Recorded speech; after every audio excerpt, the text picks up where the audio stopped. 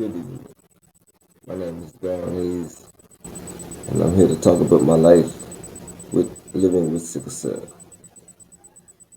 I was born 1984 in New Orleans, Louisiana, to my mother, Taylor Hayes, and my father, Darrell Hayes.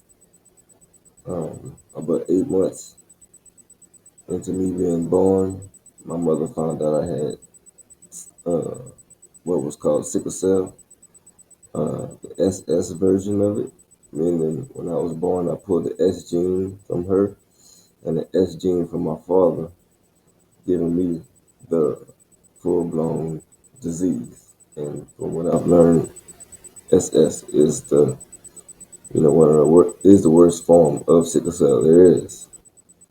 And luckily, my mother's doctor um, tested all his, African American babies for sickle cell because he knew about it.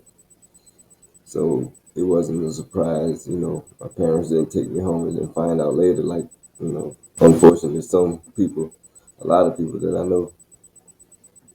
So that being said, my mother was very, very intelligent, you know, and smart for her age. So she did everything and learned everything she could with sickle cell so she could, experience as many experiences as she can to be prepared for whatever may come with me. And she, made sure that she was ready when things came, because they did. We'll say the first serious hospitalization I got, I was maybe, I don't know, maybe in primary school because ET was out. I remember during the surgery watching ET, and they did an exchange transfusion. And back in the early 90s, they didn't have the technology that they have today, so they actually had to use big needles to take out blood, as they use big needles to put it the good blood back into my body. I guess because my count had dropped so low, and I was having an acute chest pain crisis also. And that's just one of the times I can remember when I was young that it was real bad as far as needing, any type of surgery. Um, Over the years, I had a lot of bad pain crises, growing up all the way up into high school. But luckily again during my pediatric days or years, my doctor was Dr. Sheila Moore of Baton Rouge. She was a hematologist, a well-respected hematologist in Baton Rouge. Her and my mother didn't get along at first when they first met, but they eventually got to a common ground, and I got the best care possible back then during the 90s, and it was pretty good. And she kept me until I was like 22 years old, and after that, you know, it was kind of rough because it was hard to find a doctor. And around the age 16 or 15, I started getting accused of drug seeking. Like I was just coming to the hospital just for the hospital drugs. And I hated that because, that couldn't have been farther from the truth. It's like I wouldn't, the type of person I was, I didn't want to spend my time in the hospital, if I didn't have to. And so, I had doctors even withhold medicine until they got drug tests back, you know, proving that I didn't have anything in my system. Um, so, it got pretty wild. And it really only got worse from there. Eventually, I did find a good hematologist and a good primary care doctor who, you know, started taking, helping me with those hospital visits and finding, what works best for me to help me out. And I just did the best I could, during those times where I wasn't in pain. I started studying, learning that, the more alkaline food I eat, the less acidic my body is, the less pain I will be in. So I started doing those things also. Um, a lot of things, man. Hot tub with water, all kind of stuff. Anything, a heating pad, somebody just rubbing my back would work. So, but the pain is real, real excruciating. It's really hard to describe, but those who know, they know, and I appreciate them. The ones who do, because otherwise the hospital state would be horrible, especially nowadays, because they will make you wait in the ER so long, knowing how bad, sickle cell attack is basically a heart attack.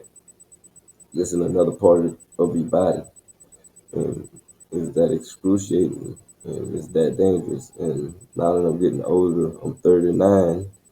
By the way, that doctor told me, my child pediatrician told me that I wouldn't see 18 around the time I was 12. And then when I made 18, she told me I wouldn't see 25.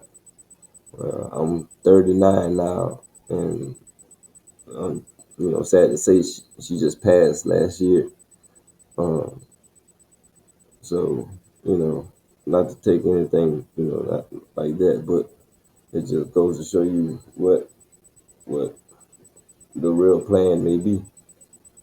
And so, I kept pushing, striving to be the best I can, as strong as I can, because I learned that the more we subject our body to, the better, the more we can withstand, and the less pain crisis we would bring on.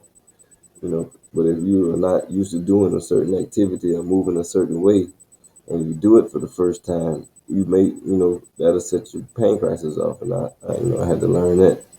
There's so many things that come with it. You got to learn when to swim, when to get in the pool. And I want to send a special shout out to the Black Panthers, because if it wasn't for them, they would have never started testing in the hospitals for, African American babies for sickle cell.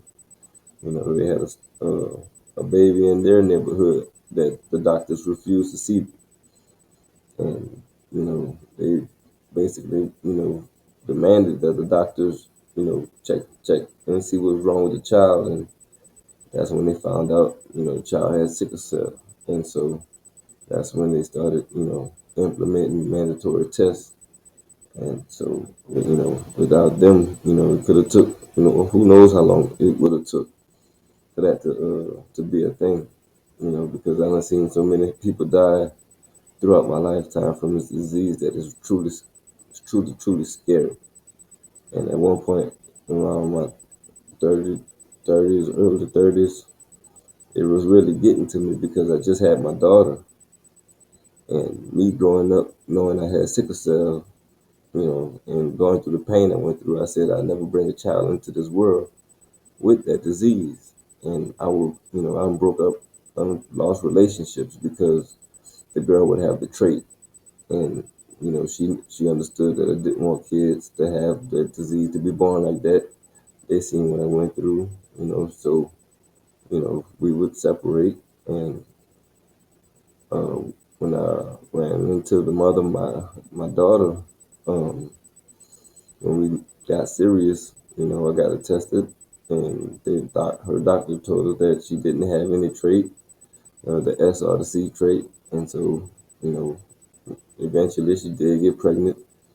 And when we had my daughter, I guess maybe a couple of days later, they informed me that she had the full-blown disease. And my mind is baffled, because, I know what the doctor told her. And she remembered, she knew what the doctor told her. So we both looking like, what's going, how?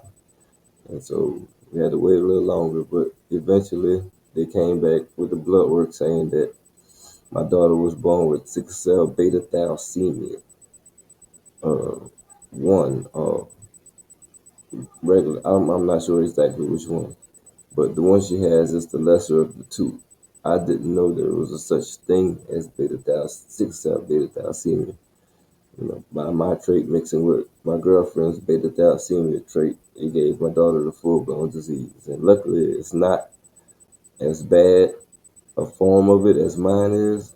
She's only been in the hospital maybe 3 or 4 times since she's been born. Um, she also haven't had many pain crises. Not as many as I had. By the time by her age, I've been to the hospital probably, a good bit of times. So thank God for that. She's way more active than I was.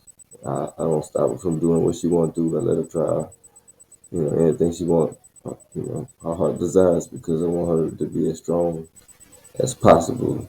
You know, I don't want this disease to have a control over her life, or let her think it has control over her life in any way.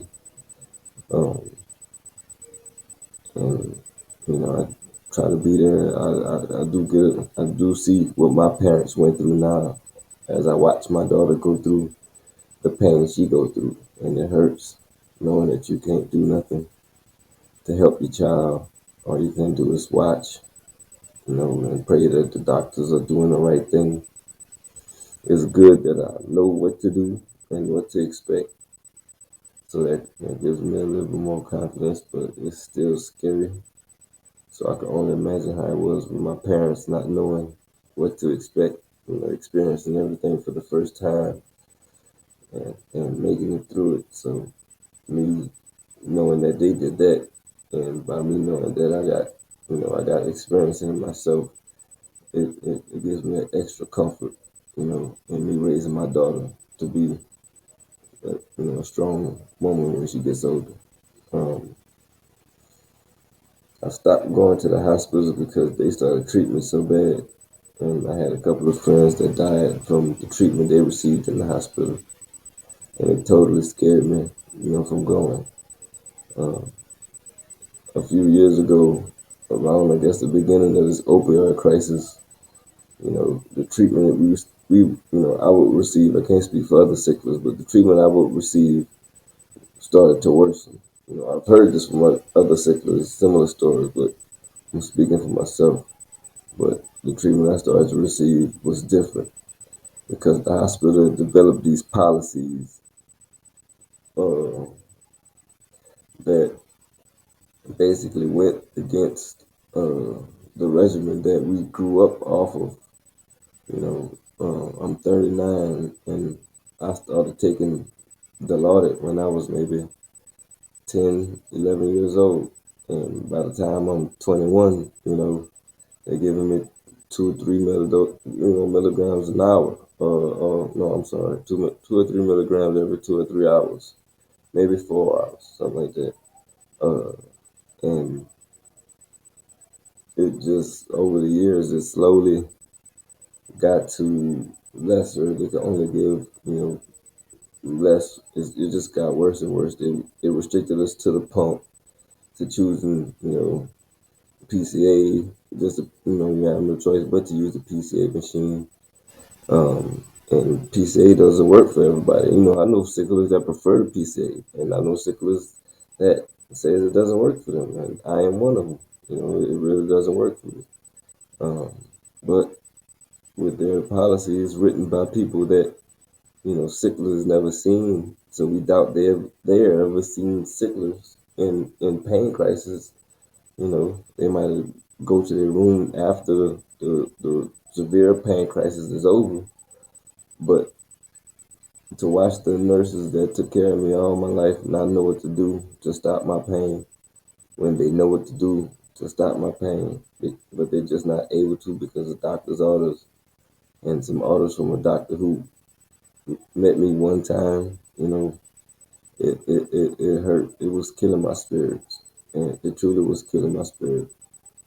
And I couldn't do it no more. I'm like, if I'm gonna suffer at the hospital, I'd rather sit at home and suffer.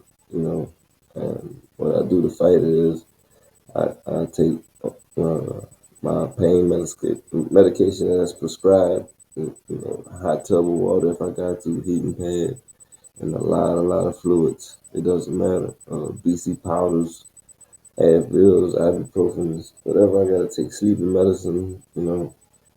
So, you know, just unfortunately they call it, self medicating, but you know, but the last time I went to the hospital, they refused to give me anything more than a .1 drip with the PCA every 10 minutes. And I couldn't do it, because when they ask you, well, what's your pain level on the 1 to 10 scale? And I tell them a 10, and that's what they come with. I can't, I can't do it. I'm literally suffering in the bed. And what makes it worse is knowing that they have the stuff right there in their grasp to help, but they just can't. And like I said, I became friends with all my nurses, all my CNAs. I love them. I said, I'm doing this for a special CNA now who really took care of me on a lot of lonely nights in the hospital. She was a real friend, and I truly appreciated it because, you know, it could get crazy in the dark hospital room, 3 o'clock in the morning, and you're in pain, and all you could do is just lay there and take it. Try to escape in, deep in my brain, and closing buku doors to try to hide from it, and just curl up in a ball and sleep. So